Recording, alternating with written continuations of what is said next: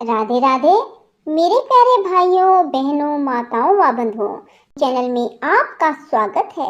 बंधुओं, फागुन मास चल रहा है और मैं आपके लिए लेकर आई हूँ शिव महापुराण की कथा। बंधुओं, फागुन मास में शिव महापुराण की कथा सुनने मात्र से मनुष्य की हर मनोवांछित इच्छा पूरी होती है। सो बंधुओं, आप भी फागुन मास में शिव महापुराण की कथा को सुनकर अपनी मनोवांछित इच्छा भगवान शिव से पूरी करवाएं। बंधुओं, कथा को पूर्ण विश्वास और सच्ची निष्ठा के साथ ही सुने और सुनने के बाद कमेंट बॉक्स में जय शिव शंकर भोलेनाथ अवश्य लिखें। हर हर महादेव, हर हर महादेव, हर हर महादेव अवश्य लिखें। बोलो शिव शंकर भोलेनाथ की जय हो। ब्रह्मा जी कहते हैं, नारद, तदंतर मैं हिमालय के कैलाश शिखर पर रहने वाले परमेश्वर महादेव शिव को लाने के लिए प्रसन्नता पूर्वक उनके पास गया और उनसे इस प्रकार बोला, वृषध्वज, सती के लिए मेरे पुत्र दक्ष ने जो बात कही है उसे सुनिए और जिस कार्य को वे अपने लिए असाध्य मानते हैं उसे सिद्ध हुआ ही समझिए। दक्ष ने कहा, मैं अपनी पुत्री भगवान शिव के हाथ में दूंगा, क्योंकि उन्हीं के लिए यह उत्पन्न हुई है। शिव के साथ सती का विवाह हो, यह कार्य तो मुझे स्वतः ही अभिष्ट है। फिर आपके भी कहने से इसका महत्व और अधिक बढ़ गया।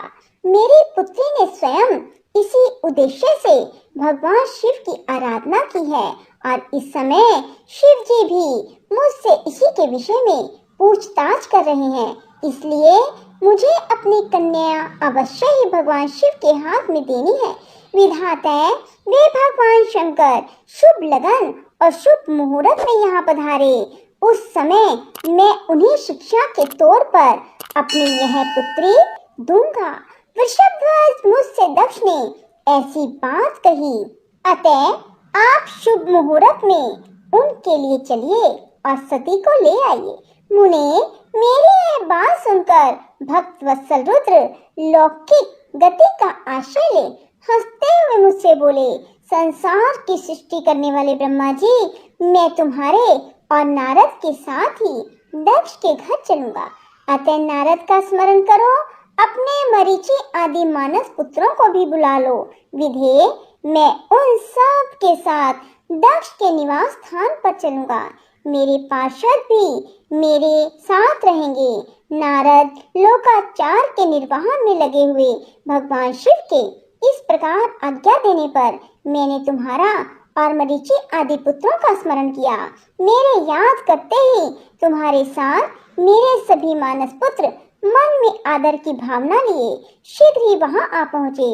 उस समय तुम सब लोग हर्ष से उत्फुल्ल हो रहे थे। फिर रुद्र के स्मरण करने पर शिव भक्तों के सम्राट भगवान विष्णु भी अपने सैनिकों और कमला देवी के साथ गरुड़ पर आरूढ़ हो तुरंत वहां आ गए। तदंतर चैत्र मास के शुक्ल पक्ष की त्रयोदशी तिथि में रविवार को पूर्वा फागुनी नक्षत्र में मुझ ब्रह्मा और विष्णु आदि समस्त देवताओं के साथ महेश्वर ने विवाह के लिए यात्रा की। मार्ग में उन देवता और ऋषियों के साथ यात्रा करते हुए भगवान शंकर शोभा पा रहे थे। वहां जाते हुए देवताओं मुनियों ने आनंद मगन मन वाले प्रमथ गणों का रास्ते में बड़ा उत्सव हो रहा था। भगवान शिव की इच्छा से वृषभ, व्याघ्र, सर्प, जटाओं, सर्प, चंद्रकला आदि सब के सब उनके लिए यथा योग्य आभूषण बन गए। तदंतर वेग से चलने वाले बलवान नंदीकेश्वर पर आरूढ़ हुए महादेव जी श्री विष्णु आदि देवताओं को साथ लिए क्षण भर में प्रसन्नता पूर्वक दक्ष के घर जा पहुँचे। महाविनीत चित्त वाले प्रजापति दक्ष समस्त जनों के साथ भगवान शिव की अगवानी के लिए उनके सामने आए। उस समय उनके समस्त अंगों में हर्ष जनित रोमांच हो आया। स्वयं दक्ष ने अपने द्वार पर आए हुए सभी देवताओं का सत्कार किया।